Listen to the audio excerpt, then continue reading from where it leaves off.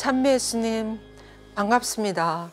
오늘은 이제 아주 새로운 시기, 둘째 시기에 들어가게 되겠습니다. 아주 중요한 주제인 자기 자신을 알고 사랑하기에 대해서 우리 같이 묵상해 보겠습니다. 기도하고 시작하시겠습니다. 성부와 성자와 성령의 이름으로 아멘. 제 물들미 없으신 성령의 짝이시여 예수님의 어머니시며 저희의 어머니시여 모의신 성모님, 저를 온전히 당신께 드리며 또 당신을 통해 예수님께 온전히 속하여 있기를 원하오니 성령으로부터 제게 성령과 힘을 강구하여 주시고 저로 하여금 제 자신을 알고 하나님께 대한 순수한 사랑으로 제 모든 죄를 진심으로 뉘우치며 지게 하소서. 오소서 성령님, 저희 마음을 당신으로 가득 채워주시어 저희로 하여금 제 자신을 알게 하소서. 영광이 성부와 성자와 성령께 처음과 같이 이제와 항상 영원히 아멘. 성부와 성자와 성령의 이름으로 아멘. 반갑습니다. 우리가 쉽게 넘어가기가 쉬운데 사실 자기 자신을 안다는 것이 쉬우면서도 어려워. 우리가 쉽게 생각할 때 내 자신은 내가 제일 잘 안다고 생각합니다. 그렇지만 우리가 나 자신을 잘 몰라요, 정말. 그래서 이번 주간에 한번 나 자신에 대해서 한번 보겠습니다. 심리학자들이 이런 말들을 하지 않습니까? 내가 누군가 하면 내가 알고 있는 내가 있고 또 다른 사람 아는데 내가 모르는 나가 있대요. 그리고 또 다른 사람도 알고 나도 아는 부분이 있고 또 다른 사람도 모르고 나도 모르는 이 네 가지 창이 있다고 그렇게 이야기합니다. 그래서 나라는 이 존재는 정말 얼마나 신비한 존재인지 하나님만이 나를 전체적으로 알고 계시겠죠. 그래서 우리는 나 자신을 알려고 하는 이 노력에도 끝이 없는 것 같아요. 그런데 나 자신을 알면 알수록 우리는 더 훌륭한 사람, 멋있는 사람이 되는 거예요. 또 하나님을 닮아가는 사람, 더 정말 하나님을 사랑받는 사람으로 변화되어져 가는 것 같습니다. 그래서 이번 한 주간 동안 나 자신을 알고 사랑하기에 좀 더 마음을 열고 정성껏 여러분들이 기도하시기 바랍니다. 기도할 때 하나님이 나를 가장 잘 필요한 것을 전해주시고 잘 알게 해주십니다. 여기 보면 너무나 아름다운 장미꽃이 있어요. 이 꽃이 하나님 원하는 대로 그대로 잘 받아들이고 아버지께서 원하는 대로 살았기 때문에 이렇게 아름답게 피어나는 거예요. 우리도 아버지께서 원하는 대로 살았다면 이렇게 아름답게 피어났을 겁니다. 살아갈수록 더 아름다워져야 하는데 살아갈수록 덜 아름다워지니까 그것이 문제예요. 그죠? 왜 그렇게 되는지 한번 봅시다. 제 둘째 시기 첫 주간 자기 자신을 알기. 우리가 성경 창세기 1장 26절에서 어떻게 이야기합니까? 우리를 닮은 사람을 만들자. 그래서 우리 모두는 하나님 모상대로 만들어졌다 그랬어요. 하나님 모상대로 만들어진 우리 자신이 얼마나 소중한 선물인가, 얼마나 우리 안에 하나님 얼이 들어있고 얼마나 대단한 존재인가, 얼마나 존엄한 존재인가, 이것을 우리는 이번 주간 알아들어야 돼요. 그런데 이렇게 아름다운 하나님을 닮은 우리가 그 아름다움을 계속 지니지 못하고 지금 이렇게 파괴되는 원인이 죄 때문에 그렇게 되는 거예요.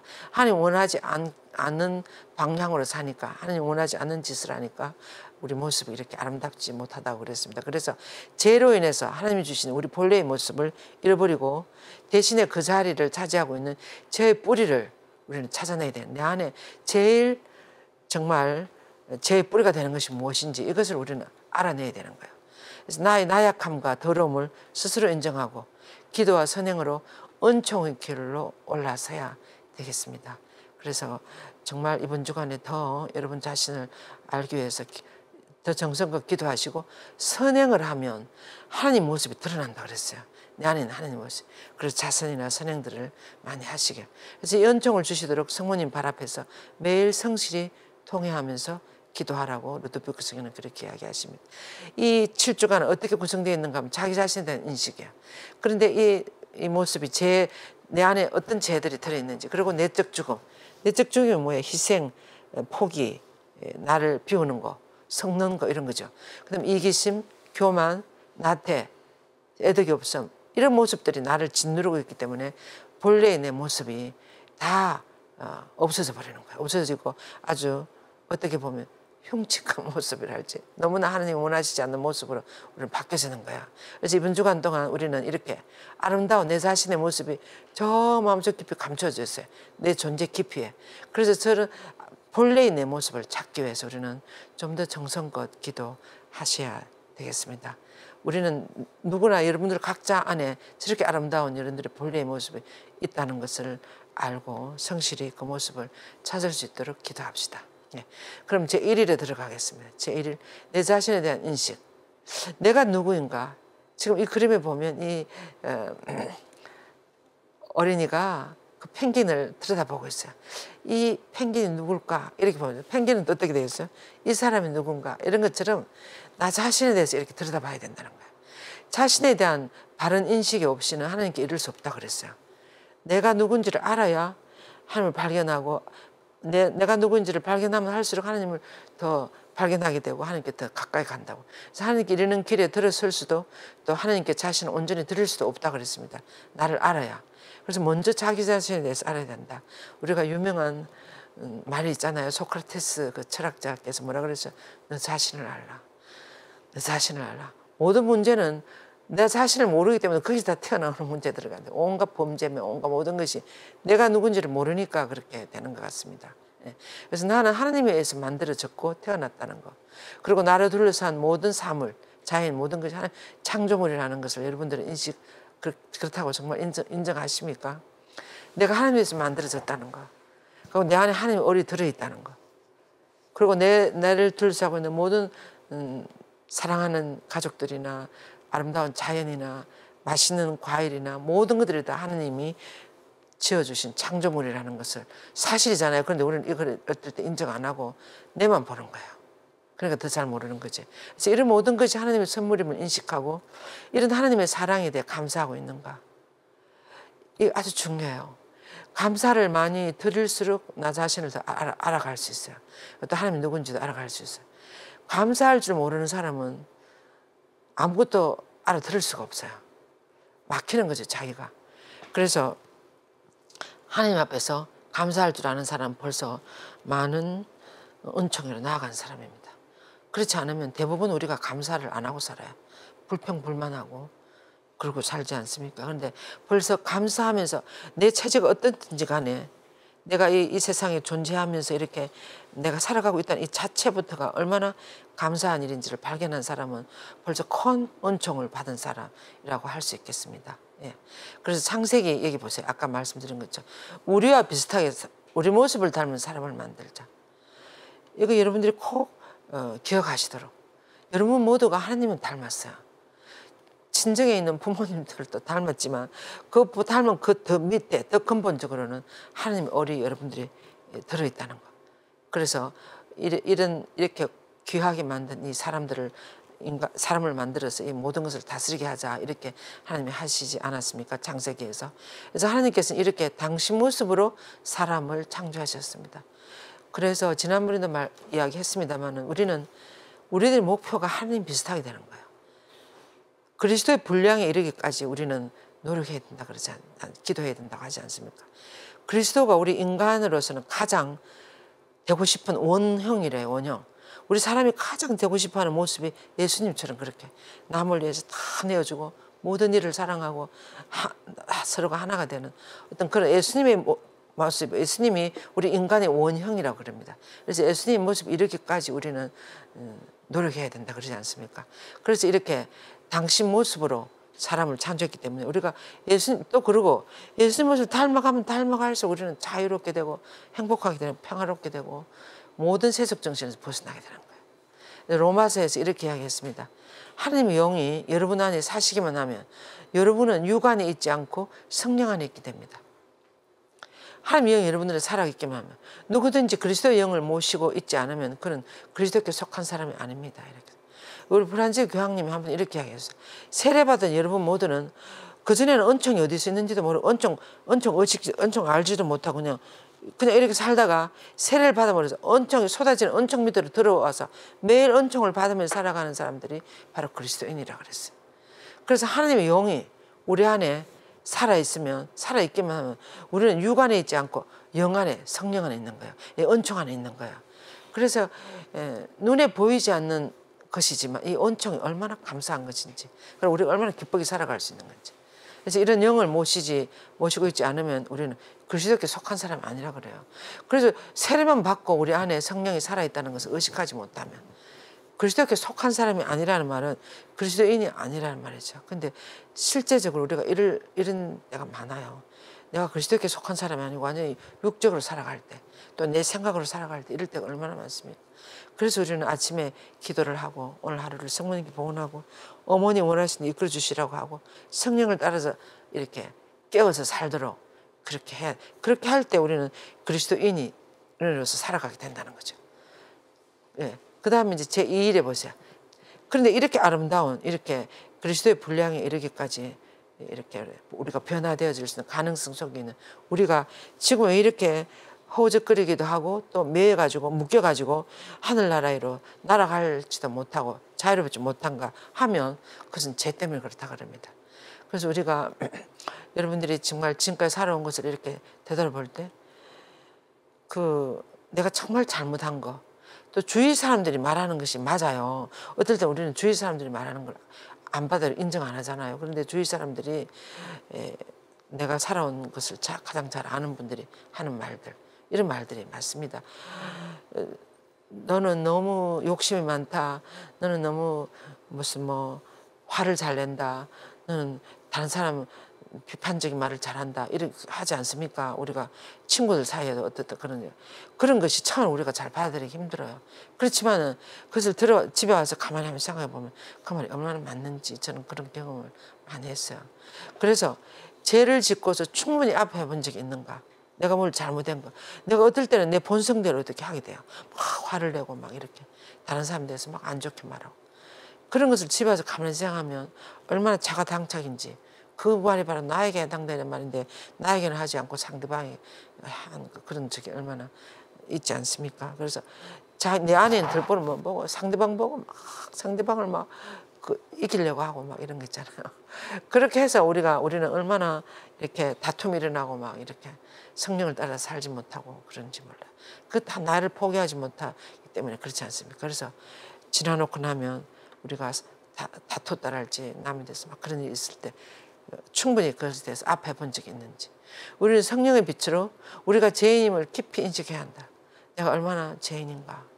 나는 이 죄인이라는 말이 나올 때마다 우리 프란지 교황님, 처음 교황님에 당선됐을 때 PD가 물었어요. 당신은 누구라고 생각하면? 이제 교황님이 되셨으니까 아르헨티나의 주교님이었다가 온 세계 교회 수장이 되셨으니까 당신은 누구라고 생각하면?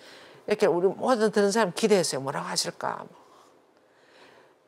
교황님 한참 조금 이렇게 생각하고 나시더니 나는 죄인이라고 생각합니다. 이 말이 가장 어울릴 것 같습니다. 이렇게 해서 우리 좀 더 감탄. 너무 놀랐어요.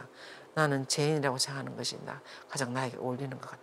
얼마나 양심적이신 분인지, 얼마나 조금의 꾸밈도 없고 있는 그대로 보려고 하시는.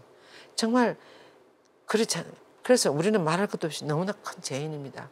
내가 죄인이라는 것을 내가 그동안에 얼마나 다른 사람들의 마음을 많이 아프게 해주고 이기려고 그러고 다른 사람을 억누르고 무시하고 또 비판하고 얼마나 그렇게 사는지. 우리가 죄인이라는 건 나는 정말 하나님이 원하신 데 살지 못했다는 것을 우리는 스스로 인정을 해야 되지 않겠습니까? 그래서 이 기도도 이 인식도 기도로서 얻을 수 있는 은총이에요. 우리 교황님이 진심으로 양심성찰을 하지 않습니까? 예수의 그런 수련을 받으셨을 거 습관적으로 양심성찰을 하고 정말 하나님 앞에 솔직하게 나를 열어놓고 볼 때 내가 얼마나 하루를 살면서도 다른 사람들을 많이 무시하고 저기하고 아프게 그런 게 내가 저녁에 생각해 보면 얼마나 잘못된 것이 많다는 걸 느낄 수 있지 않겠습니까? 이제 기도 안에서 우리는 내가 얼마나 큰 죄인인지 알아들 수 있어요. 기도하지 않으면 내가 죄인이라는 걸 생각할 수 없어요. 몇 년 동안에 냉담하고 와가지고도 고백성사 보라 그러면 죄가 나는 하나도 없다고 이렇게 한다잖아요. 그래서 이 죄라는 것은 거울에 비춰봐야 돼요. 하나님 앞에 나를 비춰보는 거예요. 정말 죄가 없는 하나님 앞에 또는 예수님 앞에 나를 성모님 앞에 나를 비춰봐야 거울에 비춰봐야 내 죄가 드러나지. 이런 분들을 다 무시하고 생각하면 아무것도 생각 안 해. 제가 이렇게 나오는 거야. 그래서 거울에 비춰보는 시간이 바로 기도야. 이제 기도로서 얻을 수 있으면 이런 은총이라는 것을 잊지 말아라 그랬어요. 그래서 은총으로 나 자신이 얼마나 많은 죄를 지었는지 깊이 깨닫도록 해야 합니다. 자신이 지은 죄악의 추악함으로 야기된 커다란 파괴와 파멸을 깨닫고 진심으로 아파하고 부끄러워하며 그 죄에 대한 혐오감을 느끼도록 해야 합니다. 내가 참 너무나 어리석었다. 내가 왜 그렇게 했을까? 내가 좀 더 지혜로웠어야 되는데 이런 생각이 들 때가 있지 않습니까? 지금까지 내 죄의 추악함을 이런 파괴나 파멸 이런 것이 있어요. 주위 사람들을 얼마나 나쁘게 이야기하고 막 이런 거 있지 않습니까? 그래서 이 죄에 대한 내 자신 얼마나 큰 죄인인지 이 성사를 보고도 또 우리가 어떻게 하면 어떨 때 더 이 죄에서 더 깨끗해지지 않은 것 같은 느낌. 이럴 때는 2번, 3번 봐도 됩니다. 성사를. 성사를 잘 보고 정말 용서받았을 때는 그것이 나에게서부터 잊혀진다 그랬어요. 없어진다 그랬어요. 근데 그렇지 않고 자꾸 내 마음에 기억이 나고 이렇게 하는 것은 아직 그것이 완전히 내가 용서받지 못했기 때문에 그렇다고 그랬어요. 그래서 은총이 더 필요하다는 거예요. 그래서 어떤 사람이 자기 포도밭에 무화과 하나 심었는데 예수님이 가보고 뭐가 하나도 안 돼서 잘라버리려고 할 때 예수님 그 주인이 뭐라 그랬어요? 며칠만 더 기다려보자고. 조금만 더 시간을 주십시오. 어떻게 제가 해보겠습니다. 이렇게 이야기하지 않으면 그름을 주고 어떻게. 예수님이 우리를 볼 때도 마찬가지 얼마나 많이 기다려주시는지 얼마나. 그런데도 10년 전이나 지금이나 비슷하다 그러면 예수님 얼마나 안타까우시겠어요. 잘라버리자 이렇게 하면 어떻게 되겠습니까? 그죠? 그래서 우리도 그런 말을 듣기 전에 하나님 앞에 나를 있는 그대로 보여드리고 용서를 청하고 정말 우리도 본래의 모습으로 돌아가도록 단식도 하고 어떤 희생도 하고 선행도 하고 이렇게 하면서 내 본래의 모습을 자꾸 회복하려고 해야 될 거예요. 희생이나 이런 것은 하면 할수록 내 자신이 드러나는 본래의 모습이 드러나는 거예요. 하나님 닮은 모습. 그 세리와 죄인들이 예수님 말을 들으려 가까이 모이자. 바리사이들이 저 사람은 죄인들과 모인다고 이렇게 죄인들 봐도 제가 한 게 음식을 먹고 이렇게 비웃잖아요. 그럴 때 예수님 뭐라 그랬어요? 나는 의인을 부르러 온 것이 아니라 죄인을 부르러 왔다. 이렇게 죄를 지은 죄인들이 예수님 마음이 아파요. 그래서 죄인들을 구하려고 얼마나 이 세상에 오셔서 예수님은 많이 당신을 내어주셨는지. 그리고 양을 100마리 양 중에서 한 마리 잃어버렸을 때 그 한 마리를 위해서 99마리 남겨두고 다시 광야로 찾으러 들으신다 그랬어요. 그만큼 잃어버린 한 마리의 양, 잃어버린 한 사람의 죄인에 대한 예수님 사랑이 얼마나 크신지 그런 거야. 그래서 이것도 우리가 참 잘 여러분들이 교재에 나오니까 잘 묵상해 보시기 바랍니다. 예수님 그 모습 한 사람의 죄인을 잃어버린 양을 찾아 헤매어서 그 광야로 다시 돌아가시는 예수님의 모습을 여러분들이 한번 묵상해 보세요. 예. 그래서 또 바울 사도도 이렇게 했어요. 나는 내가 원하는 해야 되겠다는 짓을 안 하고 내가 오히려 해서는 안 되겠다는 짓을 하고 있으니까 더 이상 내가 안에서 그런 짓을 하는 것은 내가 아니고 내 안에 자리 잡은 죄가 그렇게 한다 그랬어요. 그래서 우리가 하나님이 원하지 않는 죄를 지었을 때는 내 마음이 삐뚤어지는 거예요. 삐뚤어져 가지고 해야 되겠다는 안 하고 해서는 안 되는 짓을 자꾸 하고 있는 거예요. 그런 자신을 우리는 어떨 때 많이 보고 있어요. 이제 그만해야지 해놓고 또 그 짓을 하는 거예요. 이런 것은 우리는 어떨 때 내 힘으로 잘 안 될 때가 있습니다. 그런 것은 은총을 청해야 돼요. 기도를 하고. 그죠? 이러기 위해서 나의 과거 역사 돌아보기라는 프로그램이 있어요. 이것을 하는 방법은 이렇게 묵상기도 할 때 좀 조용히 잘 앉아가지고 내 앞에 스크린을 하나 놓고 내가 어릴 때부터 지금까지 삶을 다큐멘터리 보는 것처럼 쫙 그냥 있는 그대로 보는 거예요. 무슨 잘못했다 잘했다 이런 걸 판단하지 말고 그냥 쭉 다른 사람 생애를 다큐멘터리 보는 거 있잖아요. 그런 것처럼 그냥 이렇게 필름을 쭉 돌리면서 어릴 때부터 제일 처음 기억나는 것부터 차례대로 쭉 보는 거예요. 이렇게 보면서 이제 그런데 50, 60, 70 되면 1시간 만에 다 볼 수 없어. 너무 다큐멘터리가 길어서. 그럼 2부나 3부나 나눠가지고 이렇게 보는 거예요. 이거 아주 나 자신을 보는 데 있어서 너무나 좋은 역할을 해줘요. 그래서 이렇게 보면서 오늘은 내가 결혼하기 전까지를 보는 거예요. 쭉 보면서 엄청 감사하게 다가오는 장면이 있어요. 어떨 때는. 그럼 그런 것은 여러분들의 그 묵상 노트가 있어요. 묵상 노트 16쪽에다가 적고 그렇게 해서는 안 됐을 때 제가 하는 거야. 막 어떨 때 보니까 막 부모님을 속여서 용돈을 더 받아가고 막 또 친구를 막 비판하고 막 시기도 하고 질투도 하고 막 억누르고 막 그런 것, 내 해서는 안 되지 하는 그런 것은 17쪽에다 적는 거예요. 이렇게 쭉 해가지고 다 보고 지금까지 다 보시고 난 다음에 이제 이 프로그램은 내 잘못을 다 털어버리고 새롭게 출발할 수 있는 은총의 시간이에요. 그래서 다 하시고 난 다음에는 그것을 감사하게 다가오는 것은 너무 하나님께 많이 감사하는 거예요. 다른 사람은 북한에 태어나고 뭐 부모님이 일찍 돌아가시고 뭐 이런데 나는 전혀 그런 것이 아니고 이렇게 좋은 곳에 살아갈 좋은 부모님을 주시고 많이 감사하는 거예요.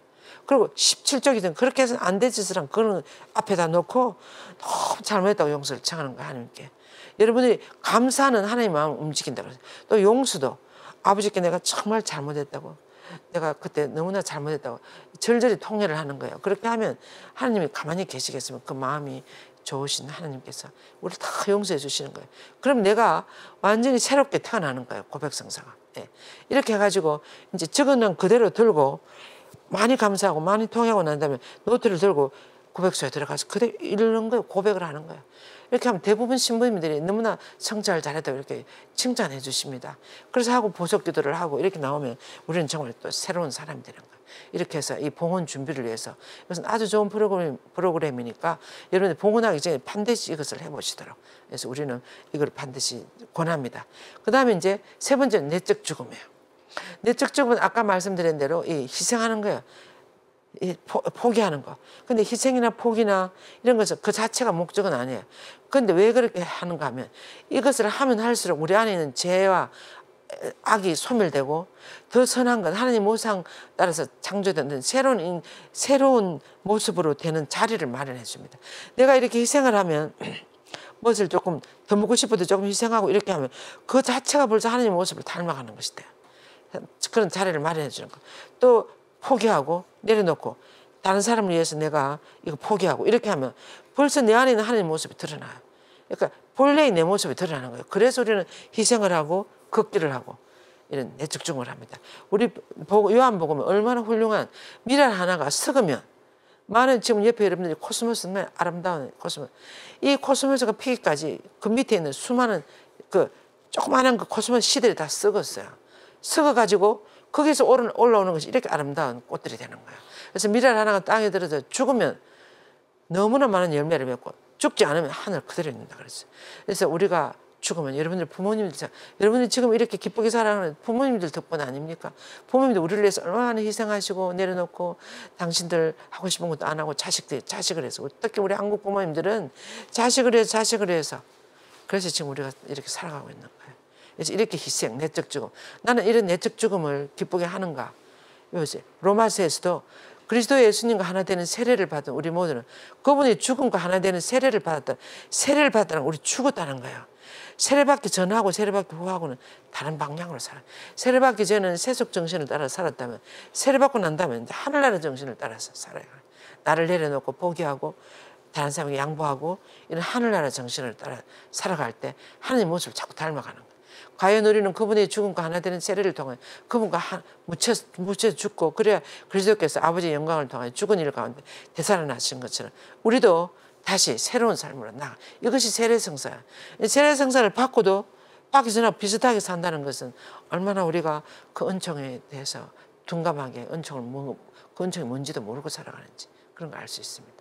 내적 죽음이 엄청 우리 그리스도인에게는 중요한 거예요. 그래서 희생하고 포기하고 뭐 옛날에는 무슨 살을 모아가지고 뭐 그 성미 그런 걸 하고 그런 거 하지 않습니다. 그 다음에 4일째는 이기심이라는 것이다. 이기심 반대는 뭐예요, 여러분들이? 이타심이에요. 이기심 나를 위해서 사는 거예요. 이타심 상대방을 위해서 사는 거예요.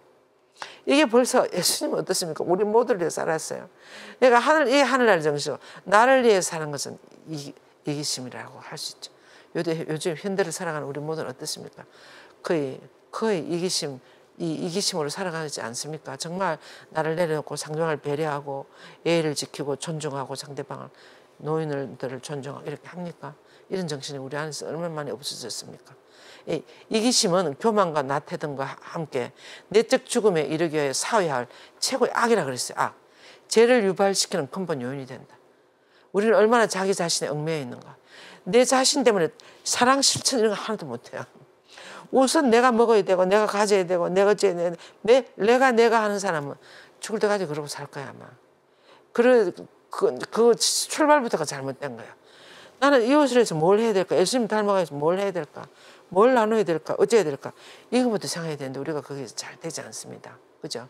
그래서 뿌리 박힌 교만, 이기심, 나태 등에서 풀려나는 일은 얼마나 어려운 일인가. 이 악습을 없애기 위해서는 반드시 하나님 도움이 필요하다 그랬어요. 그러니까 하나님께 의탁하는 거예요. 내 힘으로 잘 안 돼요.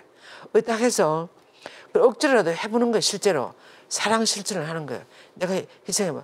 동생에게 이런 거 물려, 내가 하고 싶지만 이걸 동생한테 이렇게 양보하고, 요즘은 양보할 동생도 없어요. 자기밖에 없으니까 부모님들이 모두 자기 필요한 건 다 해줘가니까 이 아이들이 자기만 보고 사는 거니까 정말 앞으로 큰일이에요. 옛날 형제들이 많을 때는 막 동생이 언니 뭐 나도 이러면 어쩔 수 없이 나눠주고 막 같이 하고 막 이렇게 하는데 요즘은 그런 분위기가 다 없어졌어요. 그래서 정말 우리는 하늘나라 가고 싶으면 여러분들이, 그리고 또 아름다운 모습이 되고 싶으면, 또 자유로운 사람이 자유롭게 기쁘게 살아가고 싶은 사람이 되고 싶으면 희생도 하고 포기도 하고 다른 사람 나눠주기도 하고, 너무 내 중심이 아니고 상대방 중심으로 살아가는 것을 한번 실천해 보세요. 성령 중심으로. 예. 그래서 채우시 나중에 하나님 앞에 가면 이거 묻는다 그랬어요. 너희는 내가 굶주렸을 때 먹을 것을 주었는지, 목말랐을 때 말을 마실 걸 주었는지, 나간에 따뜻하게 맞아 들어주는, 헐벗을 때 병들었을 때 가면 날 찾아주었는지. 그래 언제 그렇게 했습니까? 이렇게 이야기했습니다. 이렇게 지금 예수님이 제자들의 발을 씻어주는 모습이에요. 이런 상대방을 언제 했으면 하니까 뭐라 그랬어요? 가장 작은 이 한 사람이 해준 것이 바로 나에게 해준 것이다. 그래서 여러분들 주위 옆에 라자로와 같이 불쌍한 사람, 작은 사람 많아요. 그런 사람을 생각해 주는 거예요. 여러분 높은 자리에 올라갈수록 밑에 있는 사람을 생각할 줄 알아야 돼요. 그렇게 하면서 이렇게 이것이 이타적으로 살아가는, 이타적으로 훌륭한 지도자가 되려면 이타적으로 살아가는 사람은 훌륭한 지도자가 되는 거죠. 옛날에는 정말 그랬습니다. 요즘은 이상한 방향으로 흘러갑니다만 준주성품에도 아들아 너는 모든 것을 완전히 얻기 위해서 너를 완전히 내게 맡겨다오. 도무지 아무것도 너 것으로 남겨두지 말아야 한다. 이렇게 얘기했어. 그리고 왜 헛된 근심으로 몸과 마음을 소모하느냐. 왜 쓸데없는 걱정으로 번뇌하느냐. 나의 뜻을 따르라. 그럼 아무 해도 입지 않을 것이다. 아버지 원하는 대로 따라 사는 거예요. 괜히 자기 근심 걱정하지 말고 고민하지 말고. 그 다음에 교만. 교만의 반대는 뭐라고 하면 보통 겸손이라고 하지 않습니까? 하나님 앞에서 겸손은 가장 아름다운 정말 덕이고, 교만은 하나님을 가장 괴롭히는 덕이라고 하면 되겠습니다. 보세요. 겸손한 사람은 자신이 하나님 앞에서 어떤 존재인지 알고 자신의 본래의 모습을 제대로 볼 줄 아는 사람이에요. 본래의 모습을 벗어나서 행동하는 것이 다 교만이라고 그랬습니다. 나는 아무것도 아닌데 자기가 모은 것처럼 사는 거예요. 예, 그래서 자신의 모든 것은 하나님으로부터 받은 것임을 알고 다시 그분에게 드릴 줄 아는 사람이 되어야 되는 거예요. 이것이 우리 본래의 모습이에요. 사실 우리 모든 것을 다 받았습니다. 다시 하나님께 돌려드리고 또 하나님 원하신 대로 내어드리고 이렇게 본래의 모습을 살아가는 이것이 겸손한 모습이죠. 근데 다 내 것이라고 생각하고 내가 한다고 생각하고 이런 것이 잘못된 거죠. 그것이 교만이에요. 교만은 죄의 시작이며 뿌리이고 모든 덕을 일시에 잃게 한다 그랬어요. 일시에 한순간에 다 잃어버리는 거예요. 근데 우리는 참 겸손하기 힘들어요. 왜냐하면 내가 뭐가 하는 것처럼 막 이렇게 하니까. 그래서 깨어 있어야 되는 거죠. 하나님은 교만한 자를 물리치고 겸손한 사람에게 은총을 주시는 분이라고 그랬습니다. 그래서 너나 할 것 없이 요즘 현대인들 또 특히 우리 자본주의 사회에서 교육을 받은, 자본주의 사회에서 교육은 어떻게 해요? 겸손 그런 거 없어요. 어쩌든지 잘해야 돼요. 이렇게 교육을 받은 우리들은 겸손해지는 거, 내가 아무것도 아니라는 거, 내가 가진 모든 것이 다 하나님 것이라는 거, 이렇게 고백하기가 쉽지가 않습니다. 모든 것이 다 내 노력에서 된 것처럼 이렇게 착각하기가 쉬운 거죠. 그렇지만 우리는 은총으로 우리는 왔다가 가는 나그네라는 것을 알아야 되겠습니다. 그걸 인식해야 돼요. 그래서 루카복음에 어떤 사람이 겸손한 사람인지 두 사람이 기도하러 올라갔어요. 하나는 바리사였고 하나는 세리였다. 바리사는 어떻게 했어요? 하나님 앞에 가지고 오 하나님 저는 다른 사람과는 달리 욕심이 많거나 부정직하지 않을 뿐더러 일주일에 2번 단식하고 10분의 1을 바칩니다. 이렇게까지는 참 좋았는데 그다음 뭐라 그럽니까? 저는 저 뒤에 있는 저 세리처럼 태어나지 않게 해주셔서 너무나 감사합니다. 이렇게 기도를 했어요. 이렇게 하는 기도하고 이 세리는 어떻게 했습니까? 저 감히 자타가 공인하는 죄인이니까 죄인이라고 이렇게 인정을 받으니까 고개를 들지도 못하고 성전 뒤에서 기둥 옆에 숨어가지고 오 하나님 죄 많은 저에게 자비를 이렇게 하면서 너무나 이 마음이 부서지고 낮추의 마음으로 정말 이 죄인에게 자비를 간절히 그렇게 기도했어요. 어느 사람의 기도가 하나님 마음에 들었습니까? 이 세례의 기도가 하나님 마음에 들었어요. 이제 겸손한 모습, 내 그들의 모습, 이 바리사이가 이 자기 힘으로 이렇게 할 수 있는 거 아니고 이 은총으로 이렇게 할 수 있었어요.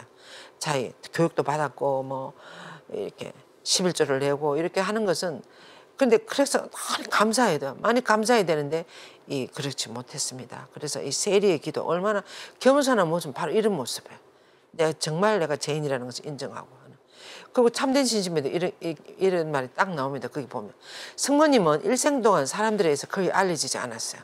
성모님이 알려지기 시작한 것은 교회 공적으로 알려진 것은 5세기나 이럴 때 431년 그 하나님 모친 교회가 선포돼 그때부터 공적으로 드러나지 그전에는 공적으로 드러나지 않았습니다. 숨은 어머니였어요. 그래서 성령과 교회는 성모님 알마 맞댈 적 숨은 어머니라고 이렇게 이야기합니다.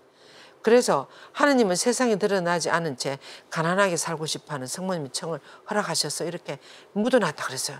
예수님 계실 때는 말할 거 예수님 계실 때는 가장 뭐라 그래요 너무나 불운한 어머니였습니다.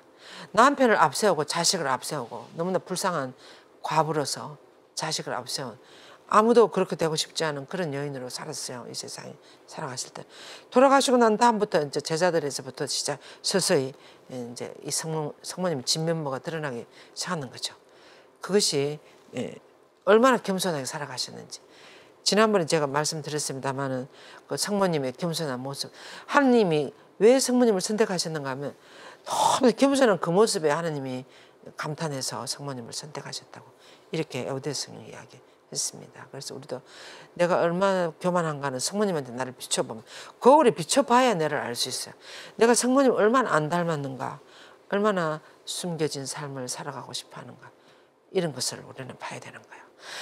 그 다음에 이제 6일째는 나태예요. 나태. 이 나태라는 것은 어떻습니까? 게으른 것은 처음에는 죄 같지 않아요. 오늘은 이렇게 피곤해서 난 오늘 좀 쉬어야 된다. 오늘 저 일은 나중에 하지. 이렇게 하면서 이제 점점 더 내 몸을 생각하고 이렇게 점점 이렇게 게으러지는 거야. 게으러지다가 이렇게 하면 이게 습관이 되면 나중에 정말 손가락 하나도 까딱 못하고 모든 것을 이렇게 되는 거야.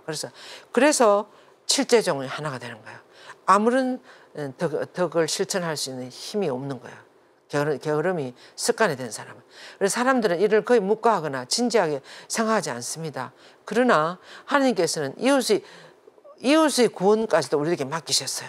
너는 이 세상 끝까지 가서 복음을 선포하고 모든 이들을 성부와 성자와 성령으로 세례를 주고 모두를 구원하리라 그랬어요. 그런데 내 자신의 구원을 위해서도 지금 손도 하나 까딱할 힘들 정도로 게으른데 뭐를 하게 되겠습니까? 그래서 이 나태가 모든 득행을 못하게 하는 죄의 뿌리라 그랬습니다. 그 칠지정 중에 하나라는 거죠. 그래서 정말 게으른 사람은 아무것도 못해요. 게으르면 일찍 일어나는 새가 모이를 찾는다, 얻는다 그랬지 않습니까? 그래서 이 게으르면 그래서 달란트의 비유도 있어요. 응? 한 탈란트, 5탈란트, 10탈란트 이렇게 나눠줬을 때 어떻게 됐습니까? 그래서 나중에 한 탈란트 가진 그 사람은 참 잘못 생각했어요. 하나님 주신 은총인 선물인데 이거를 조금이라도 키워보려고 생각하지 않고 땅에 묻어놨다 그러잖아요. 그래서 그 주인에 대한 이미지를 어떻게 갖느냐에 따라서 우리 주인은 있는 것을 그대로 받아가는 그런 아주 그런 주인이기 때문에 겁이 나서 무서워서 이 땅에 묻어놨다가 그대로 들고 왔습니다. 이랬을 때 예수님 그 주인이 너무나 많이 야단쳤어요. 저것보다 하나 벌써 뺏어가지고 10탈란트 가는 사람한테 주라 그랬습니다.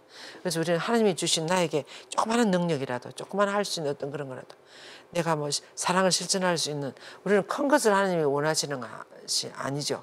일상생활 안에서 조그마한 거라도 사랑을 실천할 수 있는 부지런히 하는 이런 것을 습관을 들여야 되는 거죠.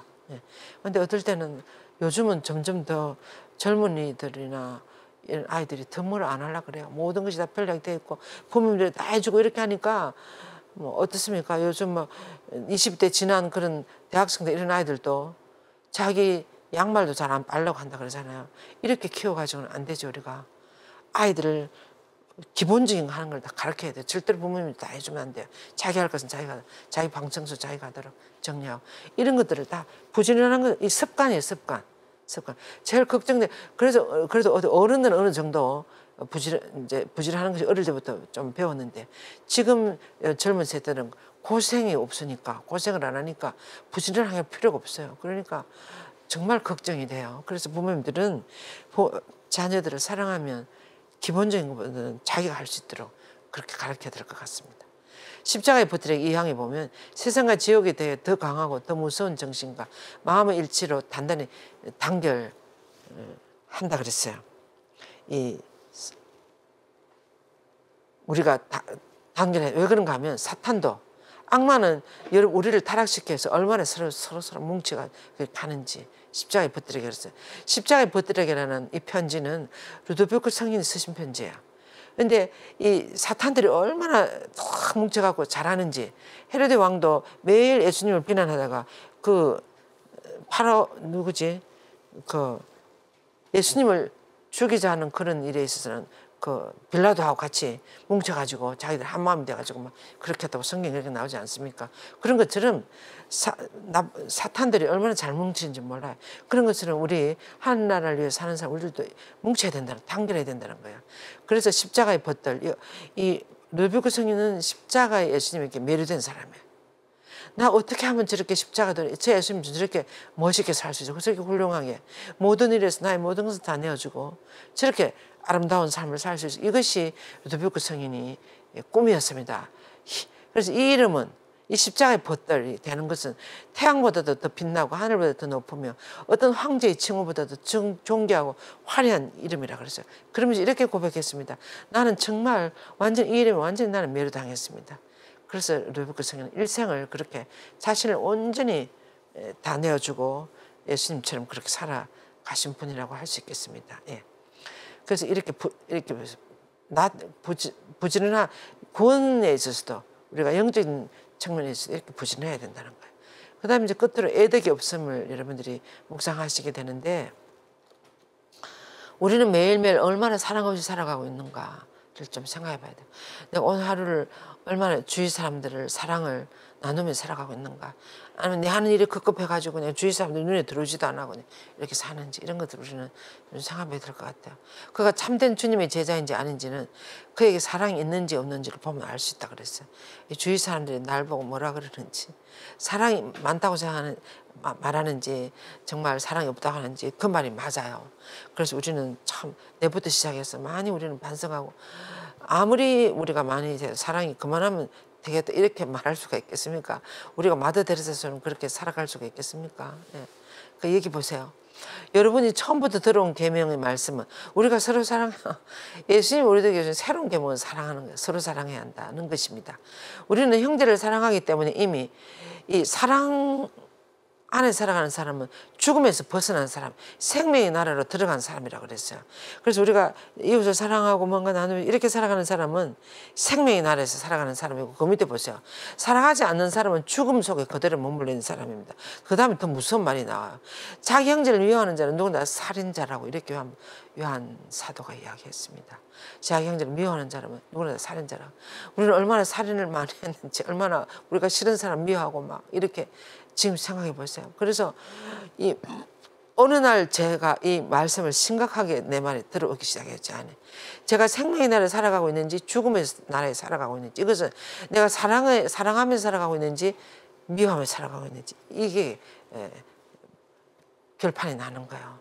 그래서 오늘 하루를 내가 사랑 속에 살았는가, 또는 무관심 속에 살았는가, 또 내 욕심 속에 살았는가, 또 옆에 사람 전혀 들여다보지 않고 살았는가, 이것을 주무시기 전에 정말 우리가 생각해야 될 것 같아요.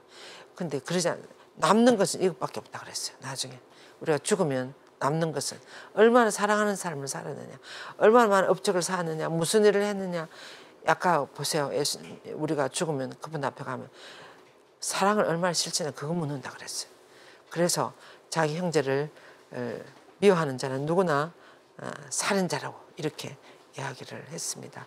그래서 우리는 정말 깊이 반성해 봐야 될 것 같아요.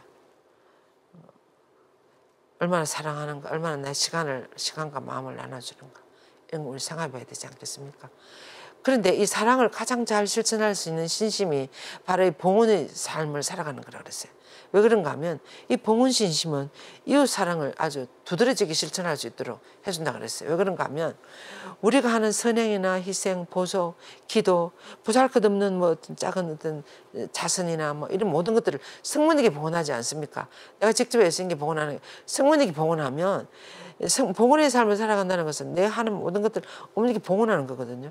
그래서 성모님께 봉헌하면 성모님은 이 모든 영적인 가치들을 불쌍한 죄인들이나 연옥 영혼들이나 불쌍한 영혼들을 해서 가장 그 은총이 필요한 사람들에 의해서 사용하신다고 그랬어요. 그러니까 이웃 사랑을 나도 모르게 저절로 하게 되는 완전한 이웃 사랑을 실천하게 되는 신심이 바로 이 봉헌의 삶이라 그랬습니다. 그래서 우리가 하는 모든 기도나 희생이나 선행이나 자선을 성모님께 다 봉헌하는 거예요. 그러면 성모님은 그 은총이 가장 필요한 사람들이 주니까 저절로 이웃 사랑, 완전한 이웃 사랑이 되는 것입니다. 그래서 자기 뜻을 버리고 사심 없는 그런 사랑으로 일상 속에서 평범한 자은 선행 이런 것들을 너그러운 성모님의 손길에 마침 드리면 이것을 더 순수하고 더 아름다운 은총으로 자선으로 변화시켜서 성모님은 이것을 가장 필요로 하는 사람들에게 나눠주신다 그랬어요. 그래서 우리의 덕행을 꾸준히 실천할 수 있도록 하는 아주 놀라운 방법이 바로 이 봉헌의 삶이라 그랬습니다. 지금 여러분들은 봉헌의 삶을 살아가기에 지금 준비하고 있어요. 그래서 우리가 하는 모든 것들을 성모님께 봉헌하면 성모님은 가장 이웃을 필요로 하는 이웃을 위해서 다 나눠주신다고 그랬습니다. 내가 직접 그렇게 하기보다는 내가 오늘 퇴근하다가 불쌍한 사람들에게 자선을 한 거 이런 모든 것들도 성모님께 드리면 성모님은 그 은총의 가치를 가장 필요로 하는 사람들에게 나눠주신다는 것을 기억하시고 성모님에 대한 봉헌의 삶을 살아가셨으면 좋겠습니다. 그래서 끝으로 이는 우리 덕행을 꾸준하게 실천하도록 하는 놀라운 방법이라고 그랬습니다. 예. 그래서 이렇게 7가지 여러분들에게 말씀을 묵상을 안내를 해드렸습니다. 그래서 오늘도 우리가 이 피정을 11월 18일 날 하기 때문에 여러분들이 다음 주일이 돼요. 그래서 이 위령을 위한 묵상 피정 전원 신부님이 아주 잘 인도해 주실 겁니다. 모두 오셔서 좋은 시간 가졌으면 좋겠습니다. 예, 끝까지 들어주셔서 정말 수고 많으셨습니다. 영광이 성부와 성자와 성령께 처음과 같이 이제와 항상 영원히 아멘. 태엽서진 마리아 성심이여 저희를 위해 빌어주소서. 성모님 저희 모두가 이 33일 기도를 하는 동안 좀 더 하나님 아버지 당신을 향해 성실히 걸어가는 저희들이 될 수 있도록 도와주소서.